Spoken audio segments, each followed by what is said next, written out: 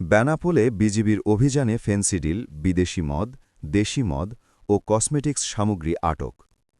আমাদের বেনাপোল প্রতিনিধি মাসুদুর রহমান শেখের তথ্য ও চিত্রে ডেস্ক রিপোর্ট। বেনাপোল যশোরের বেনাপোল ও কাশীপুর সীমান্তে অভিযান পরিচালনা করে মাদকদ্রব্য এবং অবৈধ চোরাচালানি মালামাল আটক করেছে বর্ডার গার্ড বাংলাদেশ বিজিবি সদস্যরা। ৩ জানুয়ারি শনিবার দিনব্যাপী বিজিবির যশোর ৪৯ বিজিবি ব্যাটালিয়নের বিশেষ টহল দল কাশীপুর বিওপি এবং বেনাপোল আইসিপি এবং আমরাখালী চেকপোস্টের সীমান্ত এলাকায় মাদক এবং চোরাচালান বিরোধী অভিযান পরিচালনা করে ফেন্সিডিল, বিদেশি মদ, দেশি মদ, শাড়ি, শাল চাদর এবং কসমেটিক্স সামগ্রী আটক করে। আটককৃত মালামালের মূল্য ১,৩২,৭৫০ টাকা।